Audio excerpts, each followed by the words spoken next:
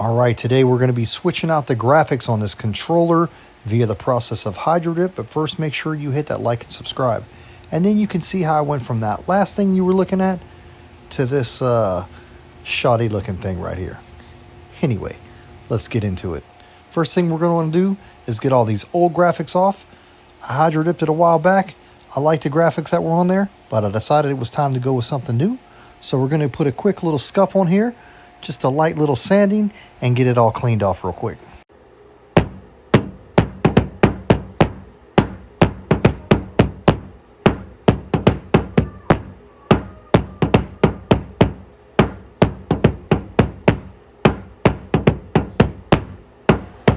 Alright, you can see that I didn't knock off the graphics with the sanding, I just knocked off the sheen. Now I'm going to take a little bit of this glass cleaner right here. I'm just going to knock the dust off with that, and then I'm going to hit it up with some spray paint.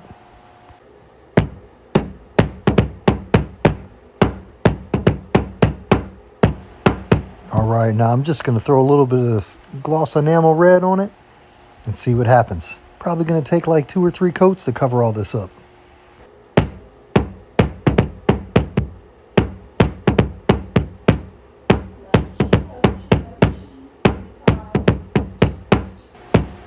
Alright, and I ended up putting like 4 coats on, then I lifted up in the air so I could get the underside, and then I just let this thing dry. Now honestly, I feel like I could have left it right here. I kind of like the glossy red. It's a good look, but let's take it into the shop and see what kind of graphics we can get on this thing. Well, I've been messing around with this multicam and different colors as a base, so I decided why not? Let's get some of this multicam out and see what it looks like with a red base. So all we need to do is size out our film and we'll get it cut out.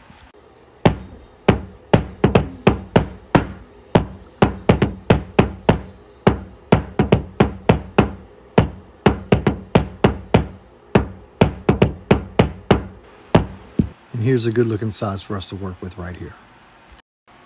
Alright, now I'm just going to try to tape up and jam some tape in all these little holes, crevices, so I can kind of avoid any air going through when I'm doing the dip.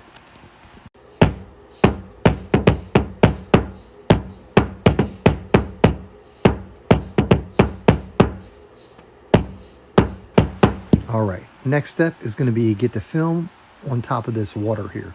I'm going to knock a little bit of the debris off the top and get it out of the way, and then I'm going to put the film down on it. Now the goal is to keep all the water under the film and none on top of the film. And then once I have the film laid in place, I'm going to make sure there's no air bubbles, and I'm going to kind of block it in with some side pieces, and I'll probably tape it in place. And what that's going to do is going to keep the film from stretching on me when I hit it with the activator.